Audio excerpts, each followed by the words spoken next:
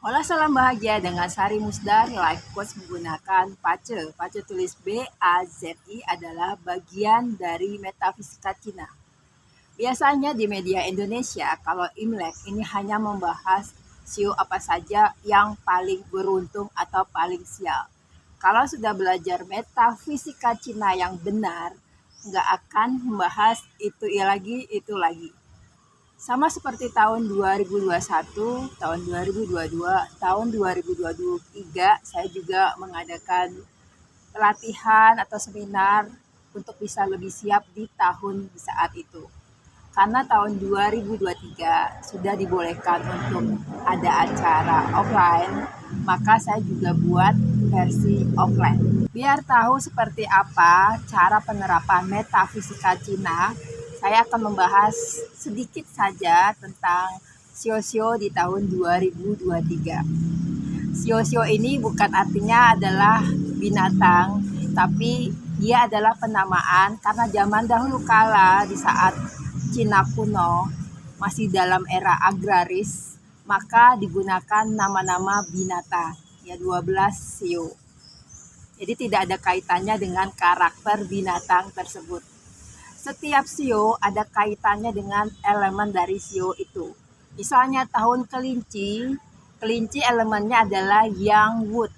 Dan tahun ini day master atau karakter dari kelinci tahun ini adalah yin water. Mungkin agak pusing ya, tapi ini saya mesti mengedukasi dari mana sio-sio itu ada. Dan kalau anggapan orang-orang awam bahwa sio kelinci tahun ini akan sial, itu sama sekali tidak beralasan. Istilah Chinese-nya Tai Sui atau Grand Duke. Sio kelinci kalau mereka sudah kompeten, sudah siap di tahun 2023, mereka akan terlihat glowing. Istilahnya mendapatkan spotlight daripada sio-sio yang lain. Kalau memang sudah siap dari tahun 2022 akhir dan sudah punya kompetensi yang tepat, maka sio kelinci akan bersinar, akan banyak peluang bagus. Jadi bukan berarti sio kelinci akan sial di tahun 2023. Dan pengertian dari metafisika Cina yang saya pelajari, saya belajar metafisika Cina secara serius di Dato' Joyep, Master Metafisika Cina nomor 1 dunia di saat ini. Jadi bukan masalah beruntung atau sial, tapi apakah kita sudah siap atau tidak. Sio-sio itu hanyalah peta kehidupan, hanyalah prediksi. Bagaimana kita mengantisipasi atau memanfaatkan peluang, itu yang menentukan. Sekali lagi, karena manusia diberi akal, manusia harus menggunakan akalnya. Ini adalah materi dari webinar ataupun workshop saya di Sabtu kemarin, tepat menjelang tahun baru Cina. Ada prediksi 2023, ada auspice animal science dan antisipasinya seperti apa, dan lain-lain. Saya adalah PACE host pertama yang tampil di TV nasional, yaitu Kompas TV. Dan yang saya berikan lebih ke modern PACE. Karena banyak klien saya yang keturunan Tionghoa bilang, mereka kaget ternyata berbeda dengan PACE tradisional yang kesannya hanyalah vonis ataupun ramalan. Media banyak menceritakan tentang krisis, resesi, dan masalah inflasi, juga PHK di mana-mana. Pertanyaannya, Anda akan seperti yang di kiri atau yang di kanan? Kalau Anda sudah siap, maka Anda tidak akan menggap-menggap karena Anda sudah punya persiapan dan punya antisipasi. Gambaran tahun kelinci air Natal chart dari 2023, Water Rabbit. Kenapa disebut Water Rabbit? Karena day masternya Yin Water. Kalau kita lihat di sini, elemen yang banyak adalah elemen api dan juga kayu. Tidak ada elemen logam. Lalu apa yang terjadi? Kalau di webinar saya berikan prediksi per 2 bulan atau sebulan, saya hanya tampilkan di ini saja. Kelinci air, untuk tahun kelinci air, kita tidak boleh menebak-nebak bisnis mana yang cocok, alur kemakmuran dari mana, kita sudah harus tahu dan mana yang harus kita prioritaskan. Sehingga energi kita lebih fokus di beberapa bidang usaha saja. Beberapa sio yang termasuk beruntung adalah sio anjing, sio babi, sio kerbau, sio macan, sio kelinci, sio ular, dan juga sio monyet. Sio-sio yang agak kurang beruntung, cuma ini masih relatif ya.